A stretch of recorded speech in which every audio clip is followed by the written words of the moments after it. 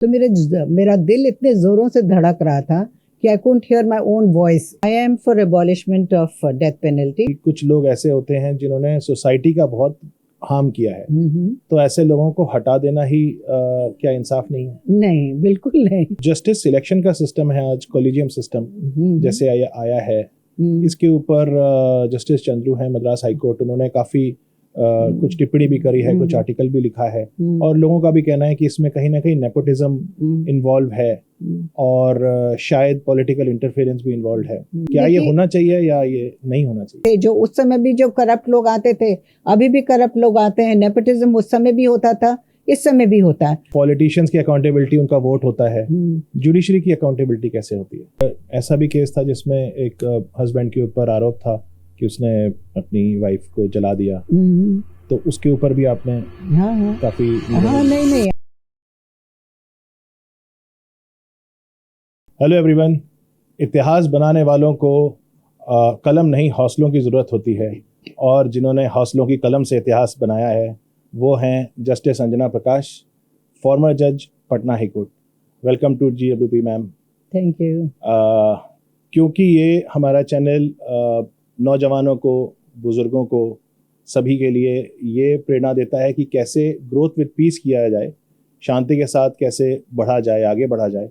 इसलिए हम आपको स्टार्टिंग आपकी स्टडीज़ से अगर करें, और मैं इसलिए सवाल लिख के लाया हूँ क्योंकि आप जैसी शख्सियत से मिल रहे थे, तो हमने सोचा कि कुछ मिस नहीं करना चाहिए हमारे ऑडियंस के लिए। तो आप पहले लॉयर रहे, फिर जज रहे। How were you as a student? आप पढ़ाई में कैसे थे? अच्छे स्टूडेंट थे। एक्चुअली है ना, बताना चाहेंगे हम कि मेरे फादर जो थे वो सेंट्रल सर्विसेज में थे। अच्छा। तो हम लोग है ना क्या बहुत सब जगह घूमे। नासिक में मेरी पढ़ाई शुरू हुई, फिर उसके बाद जमशेदपुर आए, फिर वहाँ से हम लोग कानपुर गए, कानपुर से फिर बरेली गए, फिर इलाहाबाद में मेरा स्कूल ख़त्म हुआ। स्कूल ख़त्म जब हुआ तो उसके बाद फिर यूपी में और मेरा पढ़ने का मन नहीं था, क्योंकि वहाँ पे इंटर कॉलेजेस होते थे, तो लग रहा था कि स्कूल का ये एक्सटेंशन होगा, और हमको कॉलेज में पढ़ने का मन था। तो पटना वेमेंस कॉलेज में हम ग्रेजुएशन करने लगे। मेरा इंग्लिश ऑनर्स था, और जब ग्रेजुएशन कर लिए तो उसके बाद शादी, मतलब था कि मेरे फादर बहुत एम्बिशियस थे मेरे लिए। वो सोचते थे कि पढ़ने में अच्छी है, इतनी इंटेलिजेंट है, तो इसको कुछ नौकरी करनी चाहिए, IAS बने, कुछ मतलब कुछ ओहदा होना चाहिए। और हम बहुत लेट बैक थे, हमको लगता कभी समझ ही में नहीं आया कि मतलब क्यों ज़रूरी है कुछ नौकरी करना, इतना तो अच्छा है, शादी वादी करके बैठ जाइए आराम से अपना, ठीक है, वो भी उसमें भी फुलफिलमेंट है। कभी दिमाग में ये सब नहीं बात आई कि यू हैव टू बी कि नौकरी करना ज़रूरी है औरत के लिए भी। मगर ऐसा हुआ कि जब मेरी शादी ठीक हुई, it was an arrange marriage. मेरे पेरेंट्स इन लोग कम्युनिस्ट थे और बहुत फॉरवर्ड लुकिंग, और मेरे फादर इन लोग बहुत अच्छे वकील भी थे, एस्टैब्लिश्ड बहुत अच्छे वकील बिहार में। तो उन्होंने कहा कि, और मेरे हस्बैंड उस समय इंजीनियर थे, तो कोल इंडिया में काम करते थे, मगर उनका मन था कि अपने पेरेंट्स के पास ही पटना में रहें और पटना में रह करके कुछ अपना शुरू करें। तो उसी में बाबूजी ने, मेरे ससुर ने प्रपोज किया कि अच्छा अंजना क्यों नहीं लॉ पढ़ ले, उसके बाद फिर है ना यहीं पे जब रहेगी तो वकालत करेगी। उनको लगता था कि कुछ हमें पोटेंशियलिटी है, तो हमने लॉ पढ़ा। इस बीच है ना मेरे दोनों बच्चे हुए, और पढ़ते पढ़ते ये सब फिर एनरोल हुए।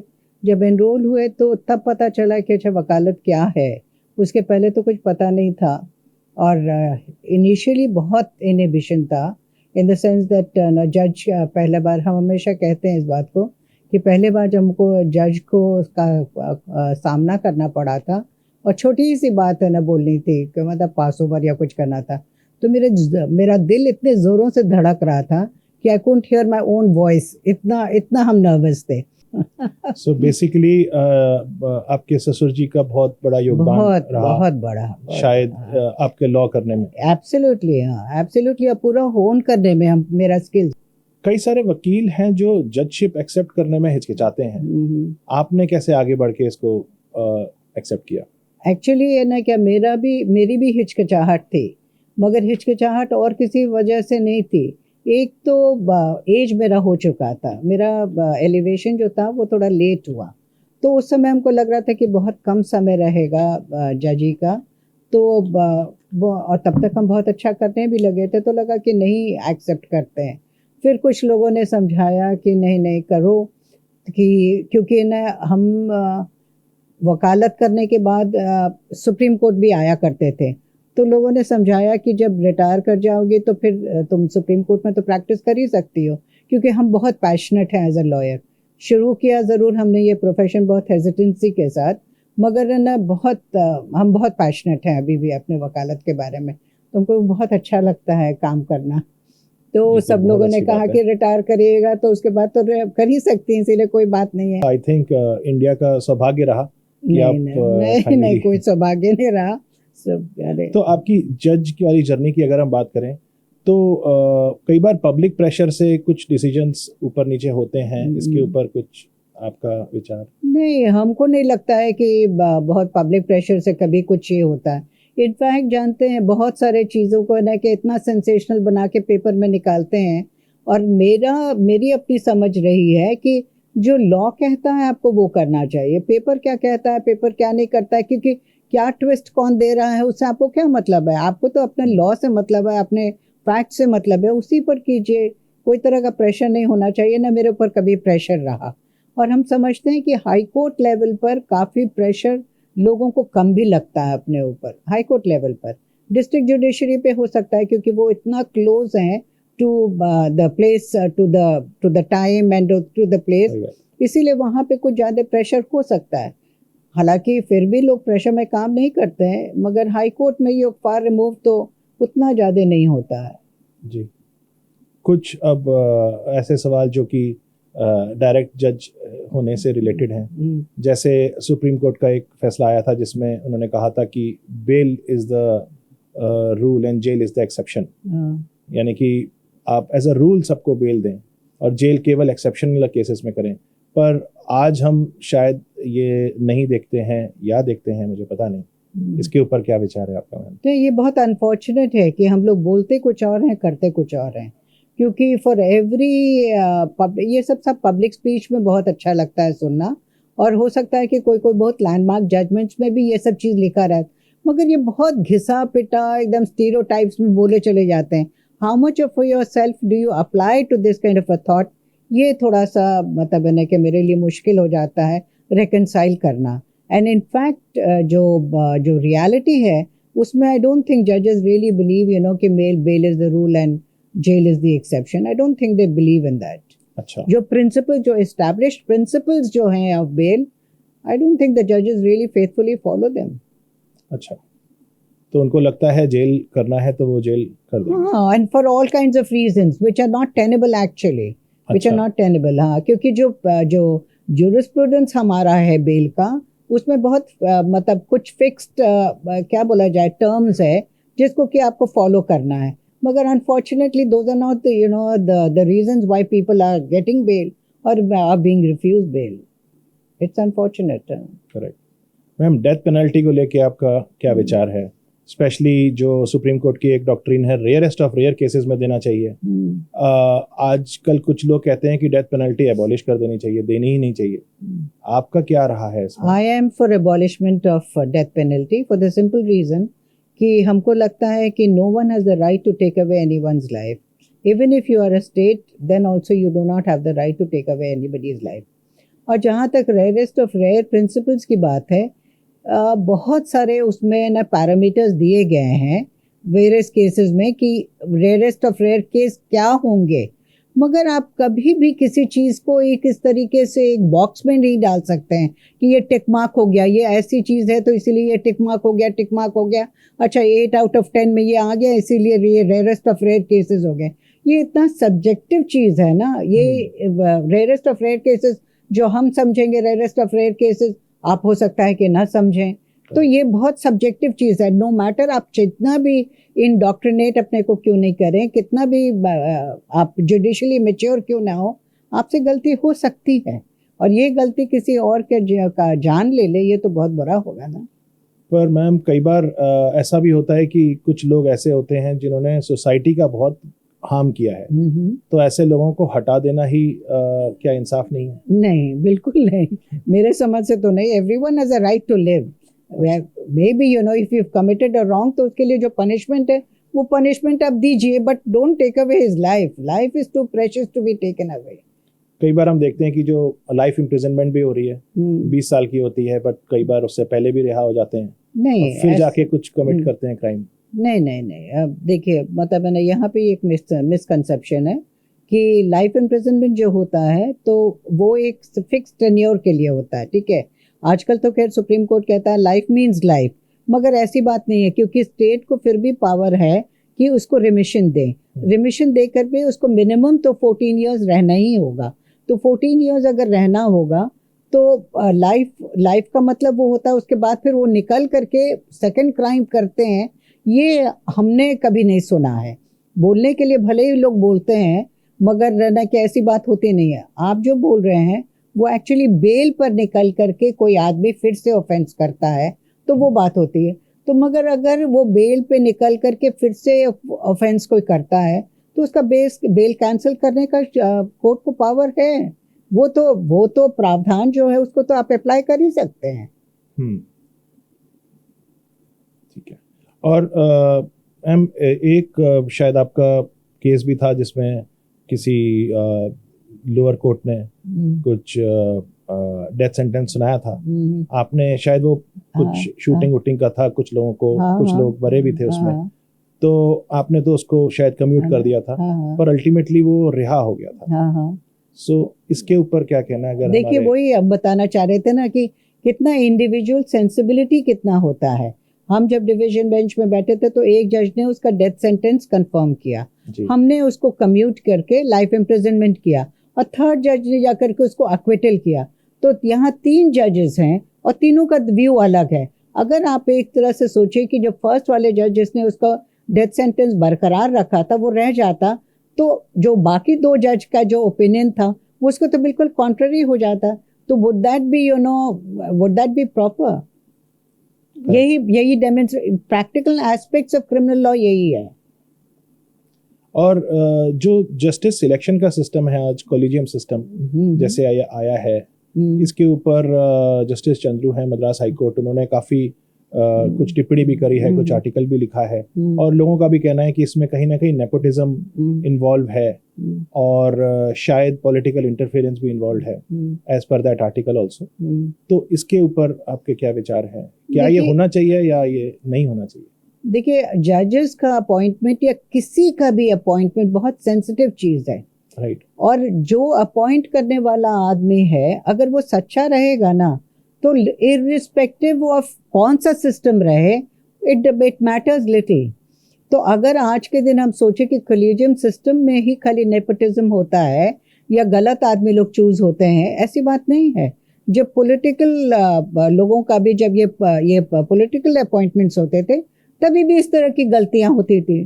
जो क्लोज थे उस पॉलिटिकल सर्कल में उन लोग की अपॉइंटमेंट होती थी, और कभी कभी तो बहुत करप्ट लोग भी आते थे। जो उस समय भी जो करप्ट लोग आते थे, अभी भी करप्ट लोग आते हैं। नेपोटिज्म उस समय भी होता था, इस समय भी होता है। सिस्टम सिर्फ चेंज कर देने से कुछ नहीं होगा। सिस्टम को आखिर मैन को करता है, हम और आप ना। और मिस्टर चंद्रू, जस्टिस चंद्रू का भी आपने आर्टिकल पढ़ा होगा, आपने देखा होगा कि एक जो चीफ जस्टिस उनका था, मतलब किस तरीके से झूठ बोल करके कि चंद्रू साहब ने अपने पेरेंट्स से कंसेंट नहीं लिया इसीलिए उनका नाम हमने भेजा। तो इस तरह के आदमी को आप क्या कहेंगे? And it could have been anybody. आप उसको मतलब है ना क्या सब्स्टिट्यूट कर दीजिएगा। उस चीफ जस्टिस से के जगह पे सोचिए चीफ मिनिस्टर हो गया, वो भी ऐसा कर सकता था। तो एक आदमी को अपने से उठ करके इंस्टीट्यूशन के बारे में सोचना होगा, तभी कोई सिस्टम है ना अच्छे से रन कर सकता है। ऐसे नहीं तो सिर्फ ये कॉलेजियम सिस्टम खराब है तो वो सिस्टम खराब है नहीं बोला जा सकता है।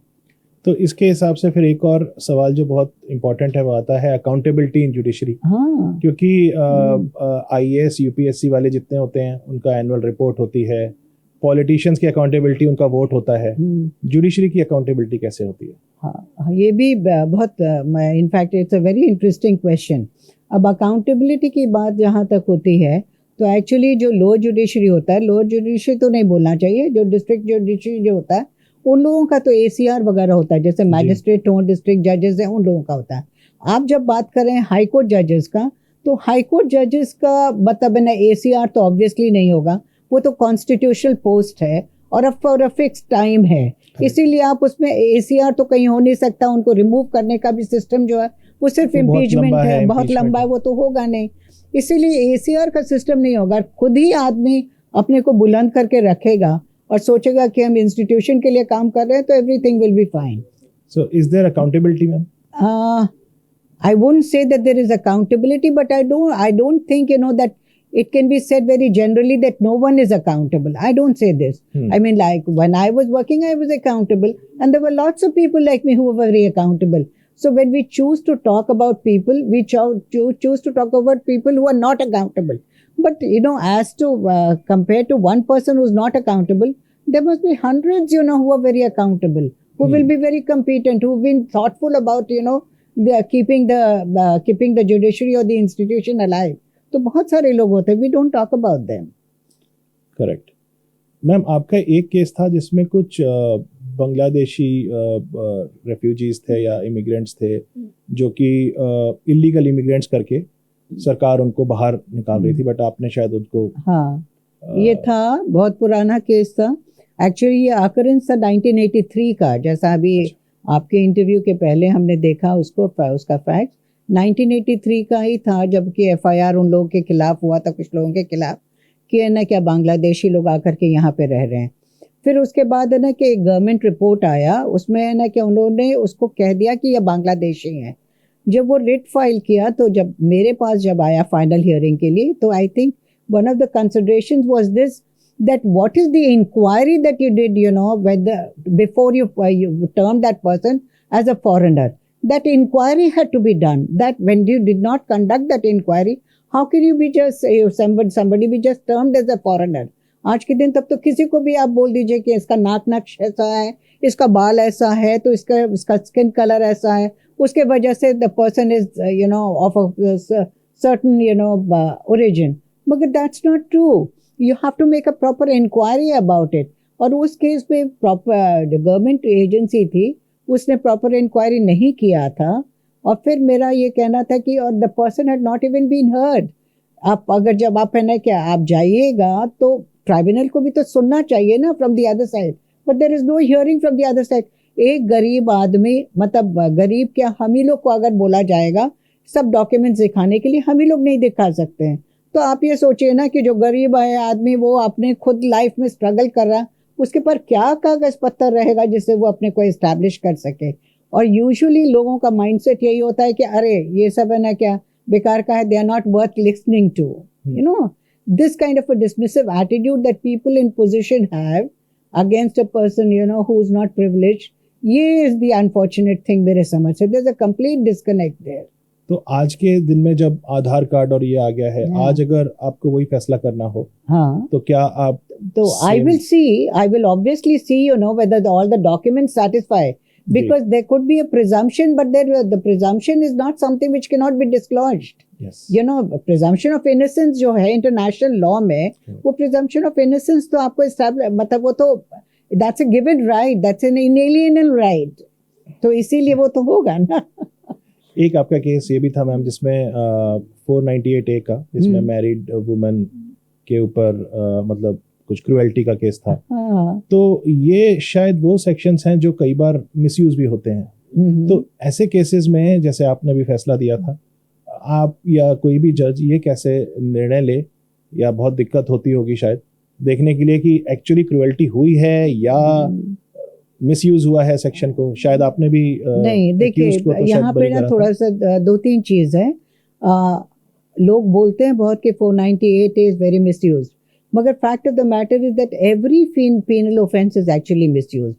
आप है ना क्या किसके ऊपर है ना क्या एक कोई मर्डर होगा गांव में, कितने लोगों को फंसा देगा कोई ठीक नहीं है। किसी का परिवार अगर आगे ऊपर उड़ रहा है, anybody who knows the village setup and the setup of the ground level में किस तरीके लोगों का माइंड वर्क करता है, तो आप ये समझिएगा कि कोई भी अगर कोई मर्डर हुआ या कोई भी तरह का ऑफेंस हुआ तो उसमें जितने परिवार जिसके बच्चे लोग पढ़ रहे होंगे या जिन लोगों के उठने की संभावना होगी उन लोगों को नीचे घसीटने के लिए उन लोग सबके पूरे परिवार को उन लोग है ना क्या एम्ब्रॉयल कर देते हैं ऐसे केसेस में। अब आप लड़ते रहिए। अब सवाल है कि हम लोगों का जो लॉ ऑफ एविडेंस है उसमें 4 आदमी या क्या 1 आदमी भी आकर के झूठ बोलेगा और खूब अच्छे से अगर झूठ बोल देगा, मतलब है ना क्या आई विटनेस अकाउंट देगा कि हमने इसको देखा ऐसे करते हुए वैसे करते हुए। सवाल है कि जज तो बाध्य है, उसने तो कुछ देखा नहीं है, वो तो एविडेंस से बाध्य है। तो बहुत रॉन्ग कन्विक्शंस भी होते हैं। दिस इज वेरी कॉमन कि रॉन्ग कन्विक्शंस भी होते हैं। तो इसीलिए सिर्फ ये बोलना कि 498A मिसयूज्ड है ये हम नहीं मानेंगे। It is, because it hits a certain, the entire gender. Therefore, people talk about it कि ना क्या ये बहुत गलत है। मगर I don't think, it's completely this कि misused होता है। और unfortunate ये भी है कि हम लोग है ना क्या 498A का अगर आप सोशल सेटअप समझिएगा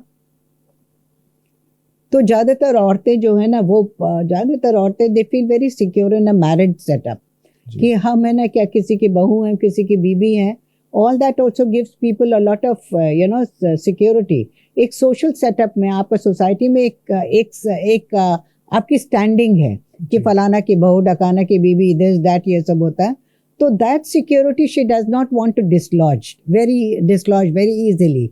तो in most cases, women they suffer all these injustices just so that she does not go out, मतलब she is not thrown out society में। सोसाइटी किस तरीके से उसको देखता है आप है ना कि यूजुअली क्या काफी हद तक ये भी सही है कि आप विक्टिम होंगे मगर उल्टा ही हो जाता है as though it seems as though you are the perpetrator of of a crime। तो जल्दी है ना क्या बहू भी नहीं बोलेगी कि अच्छा आप उसके सास ससुर लोग उसको तंग करते हैं, उसकी ननद तंग करती है, उसका हस्बैंड ऐसे करता है। उसको लगता है क्योंकि एक तो स्टीरियोटाइप बना हुआ है कि जो अच्छा मतलब है ना जो बहू है उसका एक ढांचा ऐसा होना चाहिए। उससे थोड़ा सा भी ढांचा अगर अलग होगा तो उसको डर लगता है कि अरे हमने अगर ऐसे बोल दिया तो इसका मतलब I am out of that. So that security that she feels in a stereotype that she does not want to step out of. ज़्यादातर लोगों का आप देखिएगा कि ऐसे होता है, इसीलिए नहीं बोलते।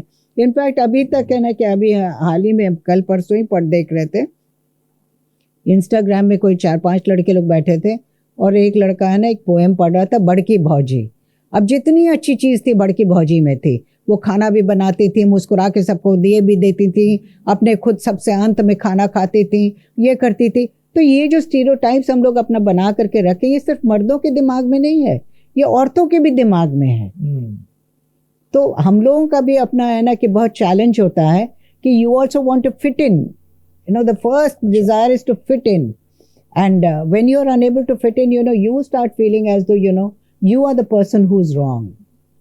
ओके तो इस केस में अगर किसी एक्यूज्ड को जो मतलब इस केस में अगर हमने ऐसा देखा इस सोसाइटी में स्पेशली जैसे आपने बताया कि इंटीरियर्स में बहुत होता है कि वो स्टीरियोटाइप में सब महिलाएं अपने आप को फिट मानती हैं और उस केस में भी कोई अगर आगे बढ़ के कंप्लेन कर रहा है तो भी अगर हम एक्यूज्ड को निर्दोष कर रहे हैं तो उसमें काफी गहन सोच लगती होगी। नहीं और आपको ताज्जुब होगा ये सोच सुन करके कि 498 वगैरह खाली अर्बन फिनोमिना नहीं है।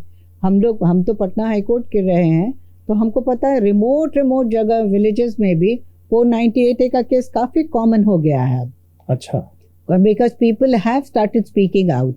नाउ द पॉइंट इज कि there is a difference between 498 which is a penal offence according to which जो भी अक्यूज्ड हैं वो तो जेल जाएंगे, मगर there is a domestic violence act which is a civil proceedings जिसमें कि ना आप भी प्रोटेक्टेड होंगे and the rest of the family is also protected. Unfortunately जो लोअर लेवल्स या जो भी रूरल एरियाज में इस चीज की पहुंच नहीं गई है, nor is there a proper setup of domestic violence जहाँ पे औरत भी सिक्योर रहे और बाकी लोग भी सिक्योर रहें। क्योंकि सबसे पहले औरत का इनसिक्योरिटी यही रहता है कि वो नैयर वापस जा नहीं सकती है, अपने ससुराल में रह नहीं सकती है और अगर कहीं बाहर निकल जाएगी तो वो सब तरह से वल्नरेबल हो जाएगी। तो वो जो इनसिक्योरिटी जो है ना वो मतलब है ना झेलना बहुत मुश्किल है। तो उसमें डोमेस्टिक वायलेंस एक्ट जो है उसके लिए बनाया गया, अनफॉर्चुनेटली उसका पूरा यूज नहीं हो रहा है। एक ऐसा भी केस था जिसमें एक हस्बैंड के ऊपर आरोप था कि उसने अपनी वाइफ को जला दिया, तो उसके ऊपर भी आपने हाँ काफी हाँ नहीं एक्चुअली निर्णय हम है ना थोड़ा सा ट्रेडिशनल जज रहे हैं, ठीक है। 1982 से हम प्रैक्टिस करते रहे थे और मेरे दिमाग में जो भी था conventional wisdom of criminal law वो एकदम अंदर घुस करके बैठा हुआ है, तो which is very difficult for me to dislodge. तो हम आई वॉज अ जज या even as a lawyer I always saw कि व्हाट द एविडेंस वाज, और जो evidence if it fits according to the evidence act, according to whatever the criminal jurisprudence is, only that could be relied on, and I did that as a lawyer and as a judge both। मतलब रिलायंस भी वैसे ही रहा है। मगर 498A के बारे में अगर आप बात करें तो हम एक चीज़ बोलना चाहते हैं कि चूँकि फाइनेंशियल इनसिक्योरिटी औरतों को बहुत होती है, और हमने देखा था कि फैमिली कोर्ट वगैरह में मेंटेनेंस के लिए ना छोटे छोटे मेंटेनेंस जैसे 100 रुपया 125 रुपये के लिए भी मेंटेनेंस के लिए भी औरतें है ना 7-8 बजे तक बेचारी फैमिली कोर्ट में बैठे रहती थी, and they used to be deprived of it. तो जब हम 498A का केस करने लगे तो आई बैलेंस्ड द क्या बोला जाए आई बैलेंस्ड द बेनिफिट बोलिए या एडवांटेज बोलिए of both the parties.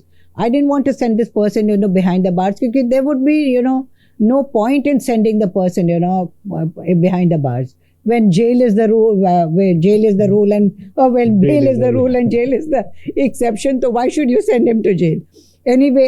But I didn't want the wife also to suffer. Yes. So I would ask the husband whether he is ready to pay a certain amount of money to the wife till such time as the case goes on. In most cases the husbands would very readily agree because they didn't want to go to jail, and according to their own status they would fix a quantum. तो उससे होता था कि औरत को कुछ पैसा भी मिल जाता था, and even to litigate because it was difficult कि लॉयर्स को भी पैसा देना है, सब कुछ करना है, या जाना ही है लॉयर्स को नहीं भी पैसा देना है तभी भी आपको यहाँ एक जगह से दूसरी जगह जाना है, अगर कोर्ट जाना है तो उसके लिए आपको पैसा चाहिए ना।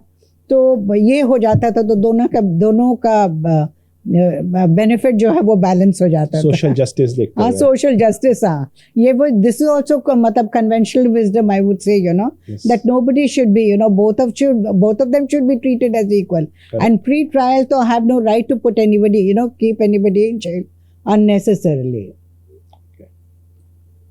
तो आप अपने आप को लीनियंट जज मानती हैं इस हिसाब से या नहीं हम बहुत कन्वेंशनल जज अपने को मानते हैं, और मेरे समझ से वही ट्रेडिशंस को बहुत एकदम अलाइव करके रखना चाहिए था, और हमने कोशिश की वही करने की।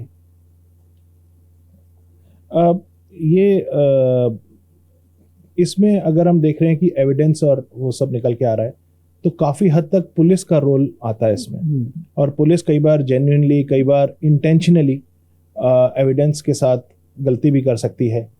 तो इसमें बिल्कुल सही है। व्यू है पुलिस कई बार जेन्युइनली कई बार इंटेंशनली एविडेंस के साथ गलती भी कर सकती है। तो इसमें बिल्कुल सही है कि अचानक उसके घर से हल्ला हुआ कि जल गया या कुछ है ना कि उसने है ना कि आत्महत्या कर ली, तो हम लोग गए हैं जाकर के दरवाजा तोड़े हैं, दरवाजा तोड़ करके उसको निकाला गया है। यंग लड़के लोग या थोड़ा सा वेवर्ड बॉयज हैं या कोई भी, उन लोग है ना आर्म्स लेके घूमते रहते हैं, तो and they are the ones who graduate to bigger crimes. तो अभी शॉर्टफॉल है जजेस की, ये अगर मतलब जज सिलेक्ट जज वाला ही चल रहा है सिस्टम, कॉलेजियम सिस्टम, तो इतनी शॉर्टफॉल अभी क्यों है, वैकेंसीज क्यों है जो कि फुलफिल नहीं है? ये इसमें अगर हम देख रहे हैं कि एविडेंस और वो सब निकल के आ रहा है तो काफ़ी हद तक पुलिस का रोल आता है इसमें, और पुलिस कई बार जेन्युइनली कई बार इंटेंशनली एविडेंस के साथ गलती भी कर सकती है। तो इसमें बिल्कुल सही है। एक्चुअली जानते हैं लोग है ना क्या, जनरल लोग जो कि नहीं परिपक्व हैं वो सोचते हैं कि कोई भी एक्विटल या कोई भी conviction has happened because of the जज, but fact is not that. Fact is कि आपका किस तरीके से इन्वेस्टिगेशन हुआ है, मटेरियल क्या लाया गया है, उसके ऊपर कन्विक्शन होता है या एक्विटल होते। कभी कभी कन्विक्शन बहुत गलत भी हो जाता है, क्योंकि जो प्रॉपर जो एविडेंस लाना चाहिए वो नहीं लाया। जैसे फिर उदाहरण के लिए कह रहे हैं, जैसे 304B है, 304B में है कि अगर किसी बहू का डेथ हो गया अननेचुरल सर्कमस्टांसेस में अपने ससुराल में, और कुछ दिन पहले तक उसका दहेज वगैरह मांगा जाता है, तो उसको है ना कि 304 माना जाएगा, 304B माना जाएगा। शायद एक केस आया भी था आपके पास ऐसा। हाँ, बहुत बहुत, ये भी काफी कॉमन है। 304B IPC भी काफी कॉमन है। तो ये केसेस ऐसे होते हैं। तो उसमें क्या होता है कि जैसे इन्वेस्टिगेशन अगर करता है, तो अनफॉर्चुनेटली पुलिस जो है वो क्या करेगा कि उसके लड़की के पेरेंट्स का, लड़की के फैमिली मेंबर्स का, सबका है ना स्टेटमेंट ले लेगा। मगर मेरे समझ से ये बहुत इम्पोर्टेंट है कि लोकेलिटी का भी है ना क्या गवाही लेनी चाहिए। जैसे अगल बगल के नेबर्स हैं, वो लोग, उन लोगों ने क्या कहा इसके डेथ के बारे में। हम लोग बहुत बार देखते हैं कि एविडेंस ऐसा आया है कि लोग जो हैं नेबर्स वगैरह, वो बोलते हैं कि अचानक उसके घर से हल्ला हुआ कि जल गया या कुछ है ना कि उसने है ना कि आत्महत्या कर ली। तो हम लोग गए हैं, जाकर के दरवाज़ा तोड़े हैं, दरवाज़ा तोड़ करके उसको निकाला गया है। मगर फिर भी उसके बाद भी 304B का केस बना है। और वो जो है कि दहेज मांगते थे कि नहीं मांगते थे, वो भी बड़ा है ना, बहुत ऐसा नहीं था कि बहुत एकदम श्योर एविडेंस आता था। तभी भी है ना क्या इस चीज़ को वो लोग है ना क्या पुलिस जो है वो यूजुअली सबको है ना क्या एविडेंस लेगा ही नहीं। तो वो तो गलत बात है ना। तो क्योंकि एक्चुअली कोर्ट जो है, हम हमेशा कहते हैं कि उसी चीज़ पर डिसाइड कर सकता है जब जो उसके सामने आया है। अब एक है ना पुलिस ऑफिसर जो है वो एक तरह का एविडेंस ही नहीं लाएगा, तो पोअर जज वो तो खाली इसी को देख करके वो एविडेंस दे रहा है। तो this is I have always held that this is unfair upon the जज कि I am expected to do justice. But unfortunately what is happening because of this wrong kind of investigation, or this one-sided investigation, sometimes corrupt also, investigation, the judge is deprived of the right to do justice. It is my right to do it. It is my responsibility. It is my duty to do justice. Correct. But unfortunately I am unable to do justice because of the faulty investigation of the police. Of the police. Achha. So this is, this is very unfortunate. So इस case में but nobody looks, to this कि that, that the judge also ultimately suffers. By a wrong, verdict. Obviously, उनके conscience में भी रहेगा। हाँ, नहीं, उसके conscience में रहे चाहे नहीं रहे, बेचारा वो litigant तो सोचेगा ना कि हमने कुछ किया नहीं और उन्होंने हमको सजा कर दी। ये तो लगेगा ना कि हम तो I am bound by the evidence that has come. तो इसीलिए according to me I have done justice. But in circumstances where because of faulty investigation not all the material has been brought, so the duty the जज whose duty bound to do it unfortunately is deprived. सही बात है, कोई जज भगवान तो नहीं है, नहीं, ही विल नॉट नो जी। और आपको कुछ, क्योंकि मैं हमेशा कहता हूँ MRP एक होती है मैक्सिमम रिटेल प्राइस, और एक MRP होती है मनी, रेस्पेक्ट एंड पीस। यानी कि पैसा भी हो और मान सम्मान भी हो और शांति हो मन में। तो लॉयर और जज के ऊपर इतना प्रेशर होता है, आप अपनी MRP कैसे मेंटेन करती थी? Money, respect, peace of mind. Respect तो खैर जज को मिलती है, but peace of mind is बहुत इंपॉर्टेंट। हाँ, peace of mind is very important, but जानते हैं every day is a challenge, ठीक है, where peace is concern. But अब जब when you start doing well as a lawyer, तो money is not a problem, ठीक है। Respect also you've earned obviously because you're doing well. Peace की जहाँ तक बात है ना कि you do become unsettled sometimes when you see that you are unable to get justice or unable despite of whatever good efforts that you've made. कभी अगर जो अपने से गलती हो गई जिसके वजह से अगर कोई गलत ऑर्डर पास हो गया, so that's a different thing. But your peace मतलब है ना क्या is bound to get disturbed when you feel कि this is not what should have been done. And that is as a judge, yeah. Both as a lawyer and as a judge, both. अच्छा. हाँ, both as a lawyer and as a judge also both. But there are so many times as a judge I felt कि my goodness, what is this, what is this that has happened, and you start feeling it disturbs you. As a lawyer तो खैर बहुत बार, in fact day in and day out I feel my peace is very disturbed. तो कभी ऐसा मौके आए होंगे कि जब आपको लगा होगा कि मेरा जज बनना सफल हुआ, जो मैंने इंसाफ दिलाया है किसी व्यक्ति को? रोज रोज के दिन। अच्छा। हम एक्चुअली क्रिमिनल लॉ करते थे, तो मतलब प्रैक्टिस मेरा वही था।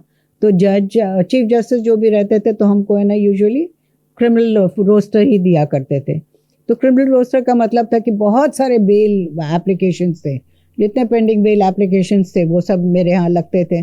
तो हमको हमेशा लगता था कि ना फटाफट निष्पादन कर देने से लोगों के लिए है ना कि बहुत अच्छा, मतलब क्विक जस्टिस मिला। And always, not overemphasizing the importance of bail, because as I told you before also, कि it's very important. It's a very not really a trivial thing, but in a criminal trial, it's just an interim, order that one has to pass. It is very important for the litigant कि आपको bail मिला ना मिला, मगर वो जो है ना क्या in the criminal jurisprudence, चूंकि that is just one interim bail that you have to grant. तो इंस्टीट्यूशन के लिए बहुत ज़्यादा उसके ऊपर स्ट्रेस करना है, उतना ज़्यादा टाइम देना मेरे समझ से बेमानी है। People should be quicker where they take decision on bail etcetera, क्योंकि that's just an interim arrangement. आप जब ट्रायल ख़त्म कर दें और तब आप देखें कि उसका जजमेंट, उसका कन्विक्शन सही है या गलत, तब I can understand that you really have to give yourself into इट। But where bail is concerned, it is just an interim arrangement, and you have to just keep the parameters, clear in your head. So when I used to sit, on the roster of bail, I was very happy doing, my work कि बहुत है ना जल्दी फटाफट कर लेते थे. People also must have been happy because of that, and very fairly too. तो उस हिसाब से आप वो फॉलो करती थी कहीं ना कहीं? हाँ, बिल्कुल बेल इज द रूल वाला। Yeah, I used to follow that. I mean, like ये सब भाषणबाजी देखिए हमको बहुत पसंद नहीं है. And if you don't believe in it, then don't say it also. But मतलब I always maintain कि जो हमने सीखा अपने, मतलब जब हम लोग प्रैक्टिस कर रहे थे उस समय तो बहुत conventional judges थे. They always followed these things. I mean, there are lots of things. आज के दिन तो यहाँ पे भी सुप्रीम कोर्ट में भी देखते हैं कि अजीब तरह का ऑर्डर पास होता है, even on matters of detention and bail, etc. I find it, I feel very uncomfortable about it, because even at the high court level, we never used to spend so much of time on all this. Bail के लिए? हाँ. मतलब जो भी आपको initial लग रहा है assumption के हिसाब, मतलब एविडेंस के हिसाब से, उसके हिसाब से yes. और वो जो प्रिंसिपल्स जो हैं, वो प्रिंसिपल्स पे अगर आप फिट आते हैं तो well and good. If you don't come within the principles, then you are out. आपने अभी चीफ जस्टिस की बात करी, तो कई लोग समझते हैं चीफ जस्टिस के पास कुछ स्पेशल पावर हैं, जबकि शायद वो केवल रूस्टर डिसाइड करते हैं extra. So he is the master of the roster. Yes, I would like to talk about it कि एक्चुअली जो लोगों को लगता है कि चीफ जस्टिस है तो उनको एक्स्ट्रा जुडिशियल वर्क पावर है, but fact is not that. All जजेस आर इक्वल. तो सीनियर से जूनियर तक सब हम लोग है ना इक्वल थे. एंड जहाँ एडमिनिस्ट्रेटिव पावर होता है वो जज को, चीफ जस्टिस को रहता है. मगर एडमिनिस्ट्रेटिव पावर भी बहुत सारे चीज़ें ना क्या दिया जाता है किसी और जज को, मगर जैसे रोस्टर को डिसाइड करने वाली चीज़ वो चीफ जस्टिस अपने पास ही रखते हैं. तो वो बहुत इम्पॉर्टेंट है कि इस माने में इम्पॉर्टेंट है कि एक चीफ जस्टिस जो है वो पूरे अपने हाई कोर्ट को जानता है कि कौन क्या काम करता है. अब किसको है ना कौन सा काम दिया जाए जिसमें कि मैक्सिमम लोगों को बेनिफिट हो, ये उसकी समझ होनी चाहिए, ना कि कुछ और. अच्छा. अगर आप उस समझ से आप काम करते हैं तो इंस्टीट्यूशन बेनिफिट करता है और आपका एंड यूजर जो है वो बेनिफिट करता है. आफ्टर ऑल कोर्ट्स तो अपने लिए नहीं एग्जिस्ट कर रहे हैं, जजेस के लिए नहीं एग्जिस्ट कर रहे हैं, वो तो लिटिगेंट्स के लिए एग्जिस्ट कर रहे हैं. तो जिसमें सबको सबसे ज्यादा फायदा हो लिटिगेंट्स को, लोगों को, चीफ जस्टिस को उसी तरह का रोस्टर बनाना चाहिए. और वहाँ पे कहीं कोई अनफेयरनेस नहीं होना चाहिए, बिल्कुल लेना तरीके से करना चाहिए. कई बार हमने देखा है कुछ केसेस में जजेस अपने आप को रिक्यूज कर लेते हैं. हाँ. उसका क्या रीजन है? हाँ, रिक्यूज करते हैं. जैसे कभी कभी ये भी होता है कि लोग है ना पैरवी कर देते हैं, कभी पैरवी करते हैं, कभी होता है कि आपने खुद ही काम किया हो उस केस में. अच्छा. हमने भी कोई केस में काम किया था तो हम नहीं सुनते थे उसको, तो ऐसा होता है. हाँ. अच्छा. तो ये मतलब जज के ऊपर ही है, उन्होंने अपनी ईमानदारी से अपने आप को हटा दिया. हाँ, राइट. ठीक है. और जुडिशरी का अगर हम देखें तो डेवलपिंग स्टेट्स में, जैसे आप बिहार में रहीं, सो डेवलपिंग स्टेट्स और कुछ डेवलप्ड स्टेट्स हैं, क्या डिफरेंस आपने देखा? आप जैसे आप बहुत डिफरेंस है, बहुत डिफरेंस है। अनफॉर्चुनेट है ये बहुत, मगर है ना क्या होता क्या है कि जो लोग जिस किसी और स्टेट पे नहीं घूमते हैं तो उनको पता ही नहीं रहता कि ग्राउंड रियलिटी क्या है। क्योंकि देखिए लॉ एक ही है सब जगह के लिए, प्रोसीजर भी है सब एक जगह एक ही है सबके लिए, मगर उसका इम्प्लीमेंटेशन किस तरीके से हो रहा है या क्यों नहीं हो पा रहा है, ये तो सबका पेक्यूलियर अलग अलग जगह की बात होती है। जैसे बिहार स्टेट में हो सकता है कि कम बहुत जॉब वैकेंसीज ही है बहुत ज़्यादा, उसमें है ना क्या लोग नहीं है, काफ़ी जजेस नहीं हैं, आपके पोस्ट नहीं है या पोस्ट सैंक्शन नहीं है, ये सब हो सकता है। केरला जैसे स्टेट में हो सकता है जितने सैंक्शन पोस्ट हों दैट मे बी सफिशिएंट। जो रेशियो ऑफ लिटिगेशन पर विद द जज, if that is perfect then everything is matched in some states, but in some states it's not done. So to think that every state is the same on the same level where the judicial infrastructure is concerned, that is actually a misconception. It's a very different thing altogether. और जिस तरीके से आप deal करते हैं वो भी एकदम अलग है। जैसे हम आपको छोटी सी बात बताते हैं, यहाँ दिल्ली में सुनते हैं या हरियाणा पंजाब में एक जज बैठा रहता है और एक गवाही यहाँ हो रही होती है, एक गवाही वहाँ हो रही होती है, और दोनों स्टेनो जो है वो अपना यहाँ पे टाइप कर रहा है, वहाँ स्टेनो टाइप कर रहा है। I mean like this I can't think कि बिहार में ऐसा हो रहा होगा। बिहार में तो बेचारा सेशन जज है, वो बैठता है, अगर वो गवाही ले रहा है या मैजिस्ट्रेट ले रहा है वो अपने हाथ से ले रहा है, हाथ से लिख रहा है, वो भी गलत है। मगर ये भी गलत है कि आप दो गवाही एक साथ करा रहे हैं। वो जज, क्योंकि जज का काम सिर्फ ऐसे बैठना कुर्सी पर नहीं है, जज को ये भी मॉनिटर करना होता है कि क्रॉस एग्जामिनेशन कैसा हो रहा है, एग्जामिनेशन कैसा हो रहा है, and he has the right to interject and ask questions also. उसी समय बहुत सारे जजेस लोग उसी समय क्वेश्चन पूछ करके काफ़ी प्रॉब्लम सॉल्व कर देते हैं फॉर लेटर एपेलेट जुरिसडिक्शन। अच्छा, जो कि डेवलपिंग स्टेट्स में मिलता है देखने को। और कुछ हाँ नहीं कुछ स्टेट्स में देखते हैं कि करते हैं लोग, मगर यहाँ पे तो ऐसे सुनते हैं जैसे जूनियर्स लोग जाते हैं, हम तो नहीं जाते हैं, जूनियर्स लोग जाते हैं तो मैजिस्ट्रेट वगैरह के यहाँ जाते हैं तो एक ही आदमी दो गवाही करा रहा है, पता नहीं कैसे ऐसे होता है। तो इतनी जो अभी शॉर्टफॉल है जजेस की, ये अगर मतलब जज सिलेक्ट जज वाला ही चल रहा है सिस्टम, कॉलेजियम सिस्टम, तो इतनी शॉर्टफॉल अभी क्यों है, इतनी वैकेंसीज क्यों है जो कि फुलफिल नहीं हो रही? नहीं, इट इज़ नॉट बिकॉज जजेस आर अपॉइंटिंग जजेस।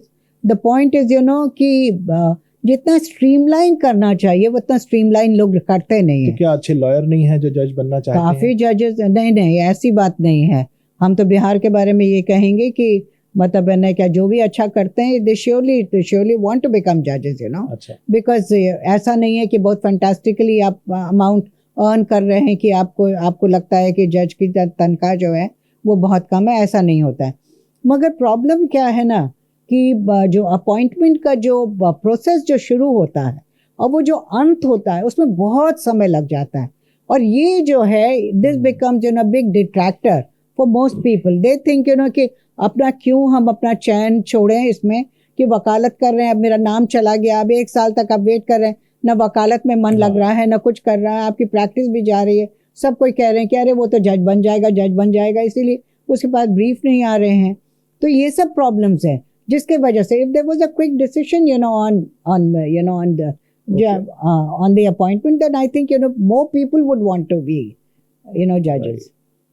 और हाई कोर्ट जजेस को जैसे सबऑर्डिनेट को भी कई बार एडमिनिस्ट्रेटिवली मैनेज करना पड़ता है, तो आपके पास जो केस लोड है उससे कुछ आपको प्रेशर तो नहीं लगा कभी?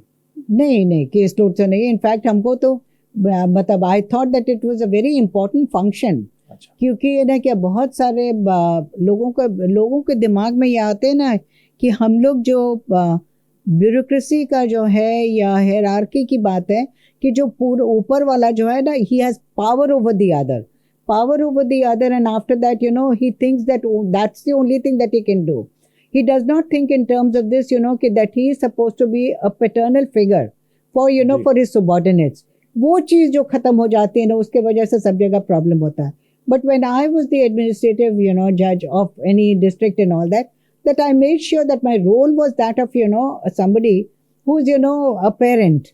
and I was there to protect the law judiciary and ensure that, you know, the law judiciary is energized and works to the best of its capacity and honestly, etc. You know, कि importance क्या है? All that, you know, I kept telling them कि क्या क्यों करना चाहिए. कभी कभी काम करते करते आदमी थक जाता है, मगर ये सब जब सुनता है and you see that there is some recognition, that people start working, you know, with a new enthusiasm. कुछ जैसे जजेस भी दो तरह के, एक लॉयर टर्न जजेस हैं, एक सर्विस जजेस जो हाई कोर्ट तक जाते हैं, तो इन दोनों में आपने क्या डिफरेंस महसूस किया? हाँ, एक तो जैसे हाई कोर्ट में जजेस का आपको मार्क डिफरेंस ये लगता है कि जो लेवल ऑफ कॉन्फिडेंस जो होता है बार के जजेस का, that is certainly higher than the others because of not level of confidence in their learning, in their capability, not that. It is just that they are more comfortable in their own surroundings. So that level of confidence that I know my surroundings वाली बात जो होती है ना बार के जजेस में ज़्यादा होती है. मगर कैपेबिलिटी के बारे में मतलब अनमैच्ड, मतलब यू कांट से दैट ये जो एडमिनिस्ट्रेटिव जज होता है, ये जो लॉ जुडिशरी से आता है, he is any less capable. That's not true. In fact they are much more sound क्योंकि they have been trained to be judicial officers. And that training, you know, that really helps or to be a good judge. तो बहुत मतलब है that is there. But unfortunately एक और चीज़ होती है कि by the time you become a high court judge तो वो ना tenure बहुत कम रह जाता है आपका. तो लगता है कि अरे अब तो हम ultimate हो गया है, अब क्या है, थोड़ा लोड लेड बैक हो गए हैं. सही बात है. एक मैंने सुना है कि चीफ जस्टिस के साथ में सीएम ने कुछ आर्म्स और हथियारों का कुछ कंट्रोल लाए थे. वो क्या था कुछ? हाँ, बिहार में एक्चुअली जानते हैं कुछ समय में एक चीफ जस्टिस आए थे और उस समय बिहार का लॉ एंड ऑर्डर काफ़ी सिचुएशन ख़राब हो गया था. तो चीफ मिनिस्टर और जुडिशल ऑफिसर्स लोग बैठे थे और उन लोग के जब मीटिंग की गई तो एक इनपुट बहुत इम्पोर्टेंट मिला कि जितने आर्म्स एक्ट केसेस जितने हैं, आर्म्स एक्ट के केसेस हैं जिसमें कि यंग लड़के लोग या थोड़ा सा वेवर्ड बॉयज़ हैं या कोई भी, उन लोग है ना आर्म्स लेके घूमते रहते हैं. तो and they are the ones who graduate you know to bigger crimes. So this is the initiation of you know of these boys into the criminal world. तो the chief justice with whatever inputs that he got, he gave a proposal, you know, to the chief minister that you put some special judges to try only Arms Act, and that stress should be there. तो मतलब ना दोनों के तालमेल से ऐसा हुआ कि they were magistrates who were specifically appointed, you know, to do Arms Act cases और उसको फास्ट ट्रैक किया. जब फास्ट ट्रैक किया तो क्या हुआ कि तुरंत में चाहे कन्विक्शन, अगर कन्विक्शन होना है तो कन्विक्शन हो गया. तो लोगों के बीच में एक तरह की ये चीज़ हुई कि it's not easy to get away with crime. और जो लोग है ना आर्म्स एक्ट वगैरह लेकर के जाते हैं, जेल में चले जाते हैं, देन दे जिस तरह के उन लोग को भी मिलती है कंपनी तो हो ही जाता है, सहभागी जैसे मिलते हैं तो you know they learn a lot of उल्टा सीधा चीज़ एंड ऑल.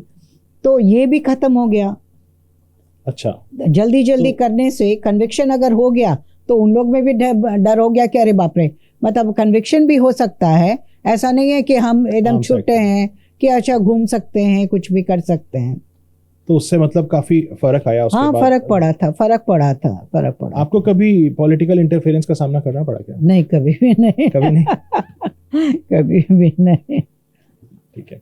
जो इतनी अगर पेंडेंसी होती है केसेस में और आपके ऊपर भी काफी दबाव रहता है कि जल्दी खत्म करें, तो इससे आपका कभी पीस ऑफ माइंड परेशान होता था. इसलिए होता था क्योंकि कभी कभी है ना क्या लगता था कि जैसे क्यों इतना हो रहा है. रोस्टर के बारे में हम लोगों ने बात किया तो हमको यूजुअली क्रिमिनल का रोस्टर मिलता था. तो जैसे बेल है, क्वॉशिंग है, रिविजन है, क्रिमिनल अपील है, ये सब है. तो हम रियलाइज़ किए कि दो तरह का क्रिमिनल रिविजन होता है. एक रिविजन होता है जिसमें कि कन्विक्शन हो करके उसके खिलाफ है ना क्या यहाँ पे रिविजन फाइल किया या एक्विटल के खिलाफ रिविजन फाइल हुआ. अब बहुत पुराना केसेस था जो कि चढ़ता ही नहीं था लिस्ट पे. तो हमने है ना क्या तो फिर अपने ऑफिस को बुलाया, जो भी इंचार्ज थे वो रिविजन के डिपार्टमेंट के, हेड थे, तो उनको बुला करके हमने कहा कि हम कोई क्वेश्चन आपसे नहीं पूछेंगे कि आपने पुराना केस क्यों लगाया, क्यों नहीं लगाया। आप सिर्फ एक काम कीजिए, आप एक काम कीजिए कि जितने केसेस आप लगा सकते हैं आप उसको लगवा दीजिए, एक under a certain heading for orders करके हमने लगवाया उसको।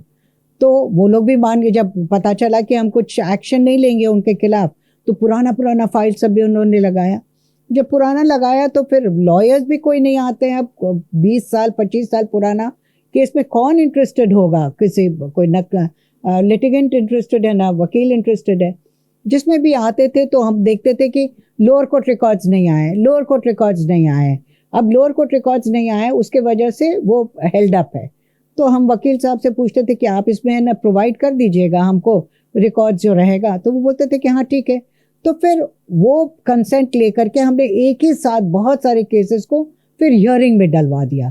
फिर हियरिंग में डलवा करके मतलब आपको सिर्फ 5 मिनट 7 मिनट 8 मिनट 9 मिनट चाहिए एक रिविजन, अगर आपका एक्सपीरियंस अगर उस तरफ है तब, तो उसमें उस लॉ में है तो आपने अकेले ही काफी केस हाँ काफी लोड कर दिया।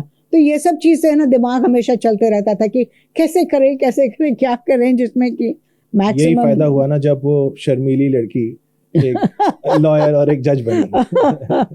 तो आपने इतना अगर काम किया है और अब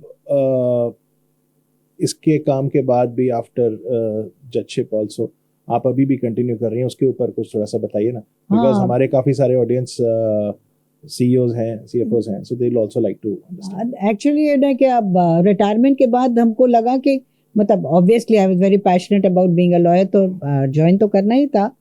तो ज्वाइन जब किए ना, तो यहाँ पे सुप्रीम कोर्ट में I knew the supreme court, I was comfortable because I used to come before my elevation, काफ़ी प्रैक्टिस करते थे यहाँ पे। मगर जो एक फीलिंग थी कि आप आउटसाइडर हैं, मतलब मैंने कोई रिकग्निशन आपको उतना जल्दी देना चाहता नहीं है ना, कि आप बताओ हैं कौन, मतलब कौन है आप, उस तरह की बात जो होती है। तो उसमें थोड़ा सा तो एसर्ट अपने को करना पड़ता था कि जो भी है आपने अपने कैपेबिलिटी से ही हो। तो लिखना मतलब है ना, तब हम काफ़ी एक्टिवली लिखना शुरू किए। और काफ़ी एक्टिवली लिखना शुरू किए तो लोगों को भी लगा कि मतलब है ना कुछ सोचने वाले लोग हैं, आप भी कोई हैं, नहीं तो कौन जानेगा पटना हाई कोर्ट से कोई रिटायर करके कोई आ गई है यहाँ पे प्रैक्टिस कर रही है, कोई मतलब नहीं है ना किसी को जानने का। तो उस तरीके से मतलब है ना धीरे धीरे, और फिर अपना चूंकि हम 27 years I had been a lawyer, तो I had earned a lot of goodwill among litigants, और लोगों को ये बहुत विश्वास होता था कि जब भी अंजना प्रकाश के पास जाएंगे तो ये सही हमको एडवाइस देंगे, चाहे कुछ भी हो जाए मगर ये सही राय ज़रूर देंगी। तो अब मतलब है ना कहाँ से लोग उठ के हमको फ़ोन करते थे, बोलते थे कि हाँ फलाना केस में, तो बहुत सारे लोग वापस मेरे क्लाइंट्स लोग, मतलब उन लोगों का कोई लर झर जिसको बोलिए, वो लोग आकर के हमसे नहीं कि फिर काम करने लगे। और मेरे क्लाइंट्स तो थे ही जो कि मतलब पहले के, वो लोग धीरे धीरे मतलब वो रेपुटेशन भी शायद बना करके असर्ट करके रखना ज़रूरी होता है किसी के लिए भी, कि आपकी एक आइडेंटिटी है। वो आइडेंटिटी ये है कि ये गलत कभी नहीं बोलेंगे, सही बोलेंगे, आपको अच्छा लगे चाहे बुरा लगे मगर सही बोलेंगे। ये बहुत ज़्यादा ज़रूरी है। बहुत ज़रूरी है, वरना यही होता है कि अरे वकील तो झूठ बोलता है। हाँ। तो यहाँ तो वकील सच बोलता है। वकील अगर जज बन के आया तो फिर वो झूठ नहीं बोलेगा। नहीं, ऐसे भी वकील सच बोलता है। लोग सोचते हैं कि झूठ बोलता है, अरे वो जो कागज रहेगा उसी पर ना बोलेगा बेचारा। सही बात। और हमारे young listeners, specially young lawyers और स्टूडेंट्स, उनके लिए कोई संदेश अगर आप देना चाहें। हम तो बोलेंगे कि हमको किसी ने बहुत अच्छी राय दी थी कि never be conscious about your gender, कि आप है ना लड़की हैं कि लड़का हैं, ये सब चीज़ दिमाग में मत रखिए। आप you're a person in your own right, you're a professional and you should treat yourself like that. You see yourself also like that. Don't let anybody else, and once you see yourself like that, the other person will also not see you in terms of gender. They will also see you only as professionals. That is one. And the second is that you must always make an identity of yourself, for yourself. You know, ki, what should you be known as? That, you know, that assertion must go right since the beginning, that you are very regular in your work. You never present a brief which is, you know, you've not read. तो हमेशा है ना तैयार होकर के आप आइए, समय पर आइए, नेवर लेट डाउन एनीवन। और फिर क्लाइंट को तो आप है ना जो भी है सही राय दीजिए। और मतलब जज के सामने भी खड़े अगर आपको कुछ नहीं आता है तो आप ये नहीं बोलिए कि अच्छा कुछ भी झूठ सच नहीं बोलिए। आप जज को बोलिए कि हाँ ठीक है हमको नहीं पता है ये, हम पूछ मतलब है ना समझ करके फिर हम आएंगे। वो कॉन्फिडेंस अपने आप में होना चाहिए कि कभी भी in every circumstance you should not be misrepresented as something else, कि आप है ना सही लॉयर नहीं है, ये नहीं होना चाहिए। You should always be a truthful lawyer, an honest lawyer। As a जज कोई अगर यंगस्टर आता था आपके सामने और अगर थोड़ा सा घबरा रहा है या फंबल कर रहा है, हाँ, आप उसको कैसे? I used to always be very assuring। I was always very assuring, and people like हम वही जैसे हमने कहा ना कि I had put in so many years of practice, so everyone knew me and everyone knew me as a person who was strict, no doubt. I mean, like, I didn't let anybody cross boundaries, but I was not the kind who would unnecessarily chase anyone or be rude to anyone and all that. So people generally felt assured that even though they were scared, but they were assured that she would not do anything which would harm that person। Thank you so much ma'am for your time. Thank you। ये बहुत बड़ा, सबके लिए बहुत बड़ा I learning hope होगी। so। Thank you so much. Okay, thank you।